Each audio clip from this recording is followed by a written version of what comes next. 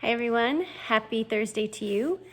We are returning today so that we can get into Harry's third year and the third book in the series, Harry Potter and the Prisoner of Azkaban. So when we wrapped up yesterday's reading in chapter 1, Harry is back with the Dursleys for the summer.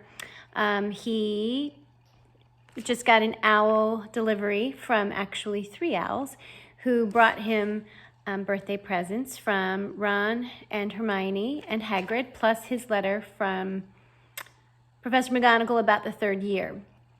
So in this third year letter, there is a permission form for parents to fill out for a place called Hogsmeade, which is something that third years get the benefit of going to sometimes on the weekends, but he needs to get the permission from the Dursleys. And so this is how the chapter ended.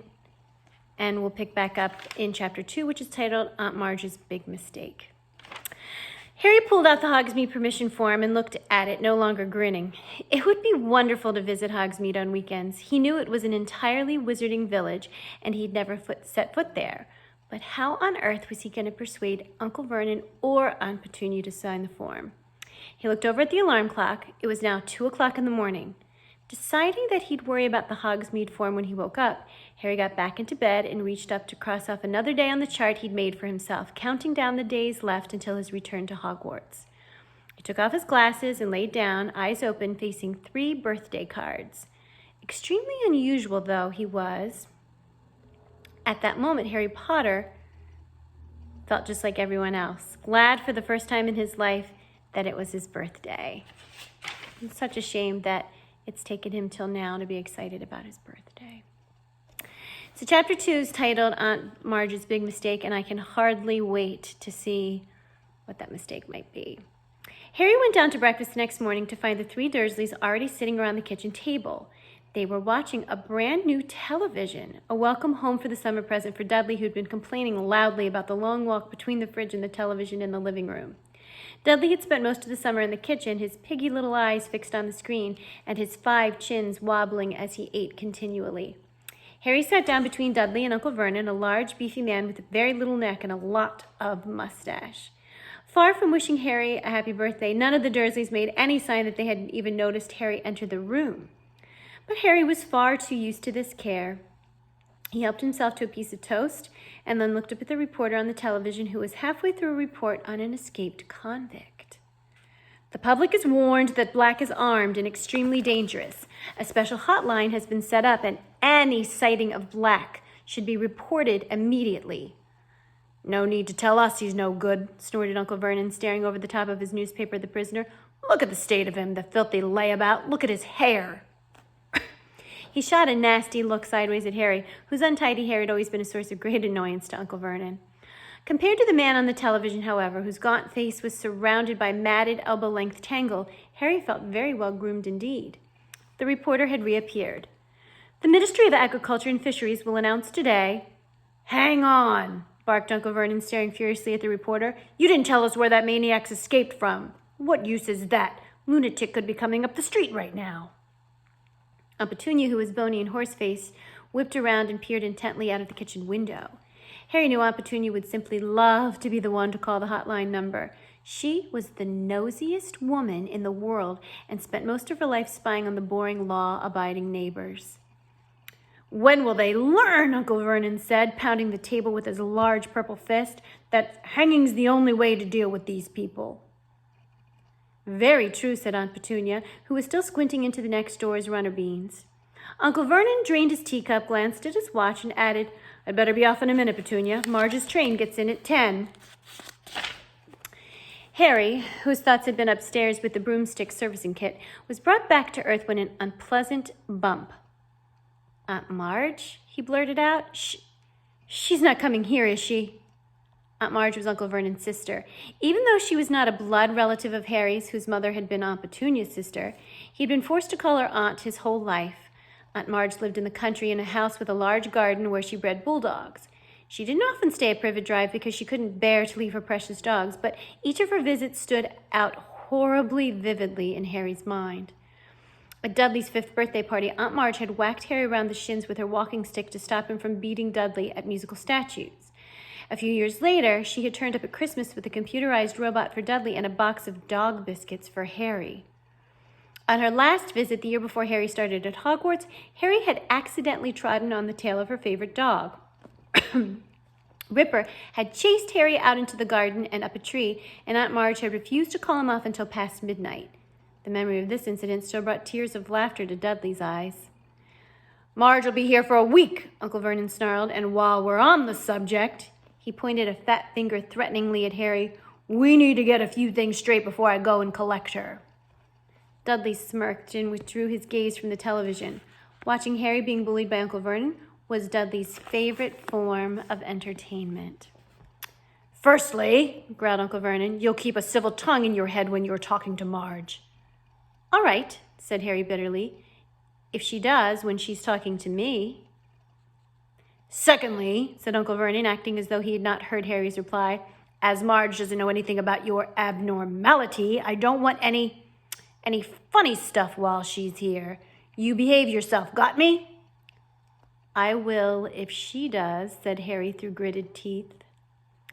"And thirdly," said Uncle Vernon, his mean little eyes now slits in his great purple face, "we've told Marge you attend St. Brutus's Secure Center for Incurably Criminal Boys."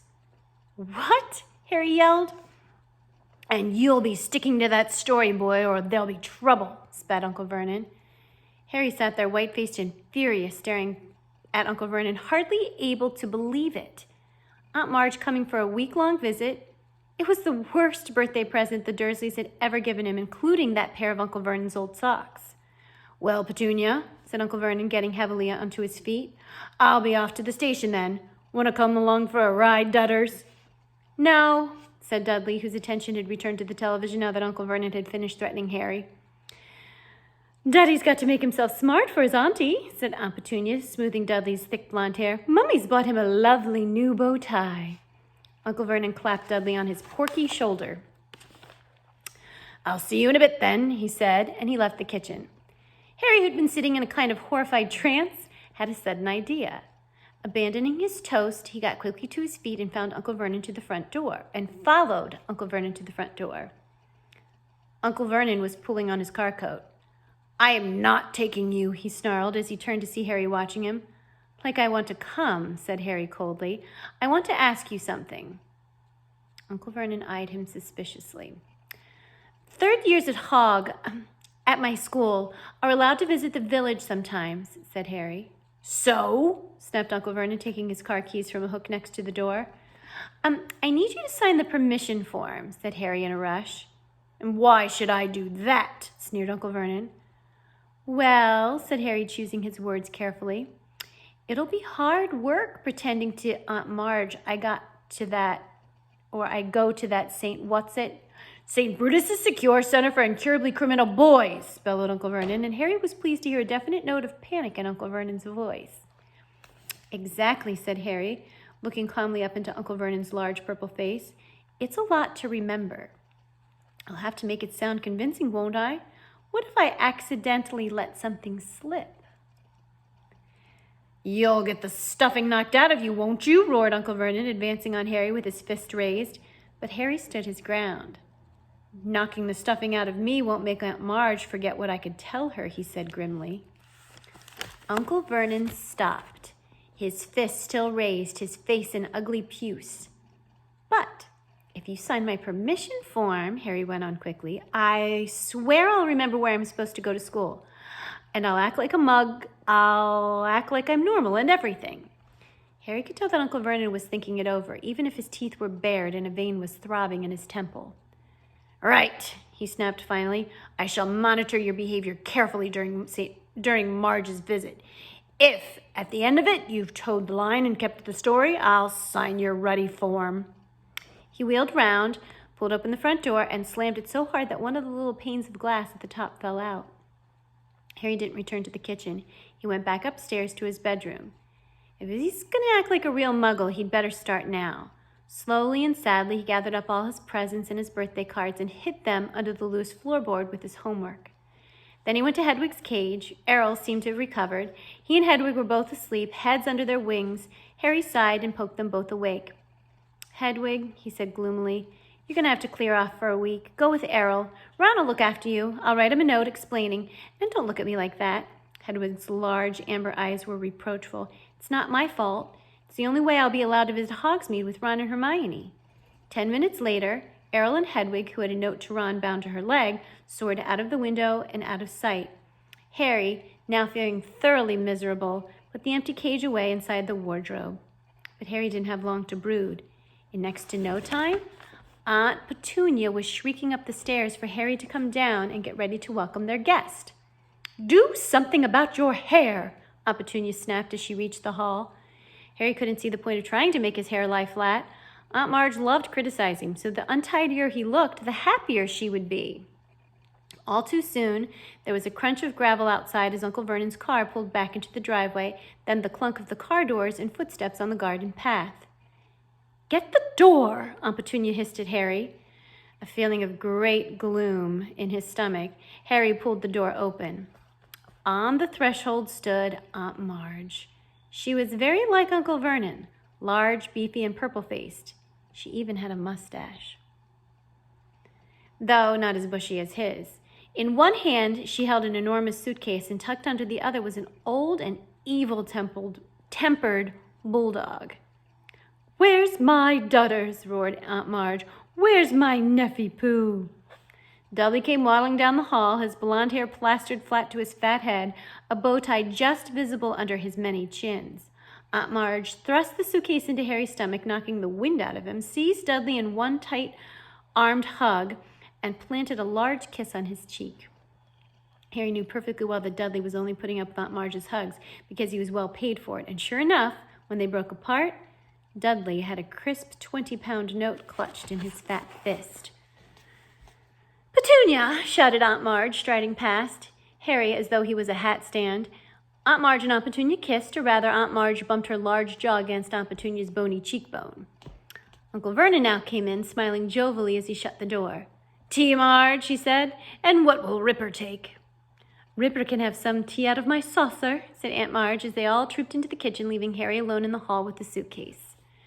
But Harry wasn't complaining. Any excuse not to be with Aunt Marge was fine by him, so he began to heave the case upstairs into the spare bedroom, taking as long as he could. By the time he was back to the kitchen, Aunt Marge had been supplied with tea and fruitcake, and Ripper was lapping noisily in the corner. Harry saw Aunt Petunia wince slightly as specks of tea and drool flecked her clean floor. Aunt Petunia hated animals. "Who's looking after the other dogs, Marge?" Uncle Vernon asked. "Oh, I've got Colonel Fulbuster managing them," boomed Aunt Marge. "He's retired now, good for him to have something to do, but I couldn't leave poor old Ripper. He pines if he's away from me." Ripper began to growl again as Harry sat down. This directed Aunt Marge's attention to Harry for the very first time. "So," she barked, "still here, are you?" "Yes," said Harry. "Don't you say yes in that ungrateful tone," Aunt Marge growled. It's good of Vernon and Petunia to keep you. Wouldn't have done it myself. You'd have gone straight to an orphanage if you'd been dumped on my doorstep." Harry was bursting to say that he'd rather live in an orphanage than with the Dursleys, but the thought of the Hogsmeade Forum stopped him. He forced his face into a painful smile. "Don't you smirk at me," boomed Aunt Marge. "I can see you haven't improved since the last I saw you. I hoped school would have knocked some manners into you." She took a large gulp of tea, wiped her mustache, and said, "Where is it that you send him again, Vernon?" "St. Brutus's," said Uncle Vernon promptly. "It's a first-rate institution for hopeless cases." "I see," said Aunt Marge. "Do they use the cane at St. Brutus's, boy?" She barked across the table. Uncle Vernon nodded curtly behind Aunt Marge's back. "Yes," said Harry. Then, feeling he might as well do the thing properly, he added, "all the time." "Excellent," said Aunt Marge. "I won't have this namby-pamby, wishy-washy nonsense about not hitting people who deserve it. A good thrashing is what's needed in 99 cases out of 100. Have you been beaten often?" "Oh, yes," said Harry. "Loads of times." Aunt Marge narrowed her eyes. "I don't like your tone, boy," she said. "If you can speak of your beatings in that casual way, they clearly aren't hitting you hard enough. Petunia, I'd write if I were you. Make it clear that you approve the use of extreme force in this boy's case." Perhaps Uncle Vernon was worried that Harry might forget their bargain. In any case, he changed the subject abruptly. "Heard the news this morning, Marge. What about that escaped prisoner, eh?"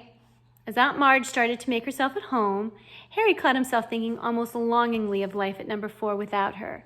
Uncle Vernon and Aunt Petunia usually encouraged Harry to stay out of their way, which Harry was only too happy to do. Aunt Marge, on the other hand, wanted Harry under her eye at all times, so that she could boom out suggestions for his improvement. She delighted in comparing Harry with Dudley and took huge pleasure in buying Dudley's expensive presents while glaring at Harry as though daring him to ask why he hadn't got a present too. She also kept throwing out dark hints about what made Harry such an unsatisfactory person. "You mustn't blame yourself for the way the boys turned out, Vernon," she said over lunch on the 3rd day. "If there's something rotten on the inside, there's nothing anyone can do about it." Harry tried to concentrate on his food, but his hands shook and his face was starting to burn with anger.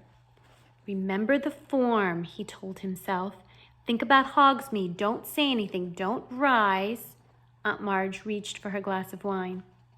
"It's one of the basic rules of breeding," she said. "You see it all the time. If there's something wrong with the mother, there'll be something wrong with the pup." At that moment, the wine glass Aunt Marge was holding exploded in her hand. Shards of glass flew in every direction, and Aunt Marge spluttered and blinked, her great ruddy face dripping. "Marge!" squealed Aunt Petunia. "Marge, are you all right?" "Not to worry," grunted Aunt Marge, mopping her face with a napkin. "Must have squeezed it too hard. Did the same thing at Colonel Fobister's the other day. No need to fuss, Petunia. I have a very firm grip." But Aunt Petunia and Uncle Vernon were both looking at Harry suspiciously, so he decided he'd better skip dessert and escape from the table as soon as he could. Outside in the hall, he leaned against the wall, breathing deeply. It had been a long time since he'd lost control and made something explode. He couldn't afford to let that happen again. The Hogsmeade form wasn't the only thing at stake. If he carried on like that, he'd be in trouble with the Ministry of Magic. Harry's still an underage wizard, and he was forbidden by wizard law to do magic outside school. His record wasn't exactly clean either. Only last summer he'd gotten an official warning that had stated quite clearly that if the Ministry got wind of any more magic in Privet Drive, Harry would face expulsion from Hogwarts. He heard the Dursleys leaving the table and hurried upstairs, out of the way. Harry got through the next 3 days by forcing himself to think about his handbook of do-it-yourself broom care whenever Aunt Marge stared at him. This worked quite well, though it seemed to give him a glazed look because Aunt Marge started voicing the opinion that he was mentally subnormal. At long last, the final evening of Marge's stay arrived. Aunt Petunia cooked a fancy dinner and Uncle Vernon uncorked several bottles of wine. They got all the way through the soup and the salmon without a single mention of Harry's faults. During the lemon meringue pie, Uncle Vernon bored them all with a long talk about Grunnings, his drill-making company. Then Aunt Petunia made coffee and Uncle Vernon brought out a bottle of brandy. "Can I tempt you, Marge?" Aunt Marge had already had quite a lot of wine. Her huge face was very red. "Just a small one, then," she chuckled. "A bit more than that. A bit more. That's the ticket." Dudley was eating his 4th slice of pie. Aunt Petunia was sipping coffee with her little finger sticking out. Harry really wanted to disappear into his bedroom, but he met Uncle Vernon's angry little eyes, and he knew he would have to sit it out. "Ah," said Aunt Marge, smacking her lips and putting the empty brandy glass back down. "Excellent nosh, Petunia. It's normally just a fry-up for me of an evening, with 12 dogs to look after." She burped richly and patted her great tweed stomach. "Pardon me, but I do like to see a healthy-sized boy," she went on, winking at Dudley. "You'll be a proper-sized man, Dudders, like your father. Yes, I'll have a spot more brandy, Vernon. Now, this one here..." She jerked her head at Harry, who felt his stomach clench. The handbook, he thought quickly. "This one's got a mean, runty look about him. You get that with dogs. I had Colonel Fobister drown one last year. Ratty little thing it was, weak, underbred." Harry was trying to remember page 12 of his book, A Charm to Cure Reluctant Reversers. "It all comes down to blood. As I was saying the other day, bad blood will out. Now, I'm saying nothing against your family, Petunia." She patted Aunt Petunia's bony hand with her shovel-like one. "But your sister was a bad egg. They turn up in the best families." Then she ran off with a wastrel, and here's the result right in front of us. Harry was staring at his plate, a funny ringing in his ears. Grasp your broom firmly by the tail, he thought, but he couldn't remember what came next. Aunt Marge's voice seemed to be boring into him like one of Uncle Vernon's drills. This Potter, said Aunt Marge loudly, seizing the brandy bottle and splashing more into her glass and over the tablecloth.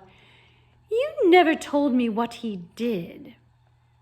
Uncle Vernon and Aunt Petunia were looking extremely tense. Dudley had even looked up from his pie to gape at his parents. He didn't work, said Uncle Vernon with a half glance at Harry. Unemployed. As I expected, said Aunt Marge, taking a huge swig of brandy and wiping her chin on her sleeve. A no-account, good-for-nothing, lazy scrounger who...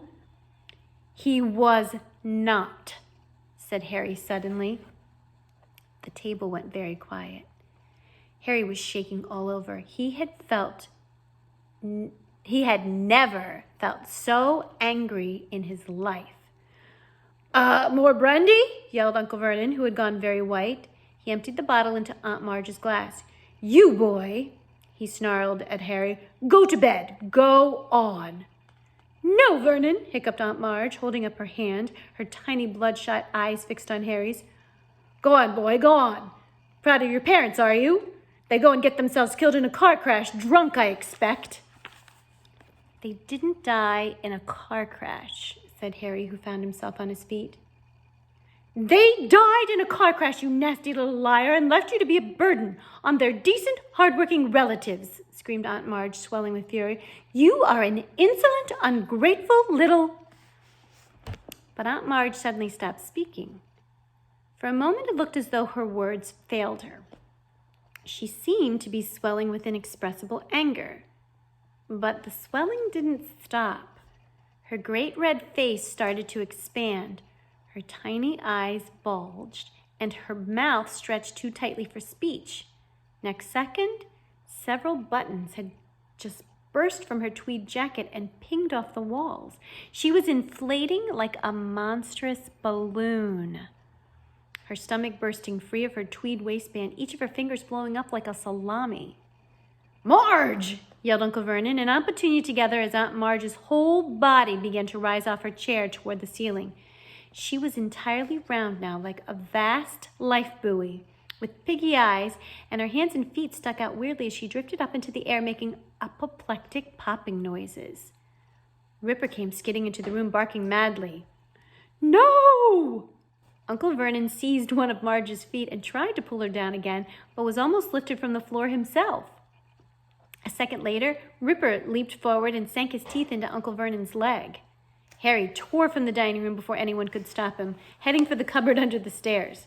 The cupboard door burst magically open as he reached it. In seconds, he'd heaved his trunk to the front door. He sprinted upstairs and threw himself under the bed, wrenching up the loose floorboard, and grabbed the pillowcase full of his books and birthday presents. He wriggled out, seized Hedwig's empty cage, and dashed back downwards to his trunk, just as Uncle Vernon burst out of the dining room, his trouser leg in bloody tatters. Come back here, he bellowed. Come back and put her right. But a reckless rage had come over Harry. He kicked his trunk open, pulled out his wand, and pointed it at Uncle Vernon. She deserved it, said Harry, breathing very fast. She deserved what she got. You keep away from me. He fumbled behind him for the latch on the door. I'm going, Harry said. I've had enough. And in the next moment, he was out in the dark, quiet street, heaving his heavy trunk behind him, Hedwig's cage under his arm. Well, I can't say that I don't blame Harry for this reaction. I mean, one can only take so much of that horrible treatment, right? And so I just am worried about him because I don't really know where he's going to be able to go in the middle of all of this without having any kind of plan. So that takes us to chapter 3, which is titled The Night Bus, K-N-I-G-H-T. We've never heard of this bus before, only the Hogwarts Express, and so I'm anxious to see what that is and where Harry ends up going after he leaves so unexpectedly. So I hope that the rest of your Thursday goes super well and that you have a wonderful Friday too. It's supposed to be beautiful weather, so please get outside and enjoy some of that great weather. And I can't wait to read with you again. Bye.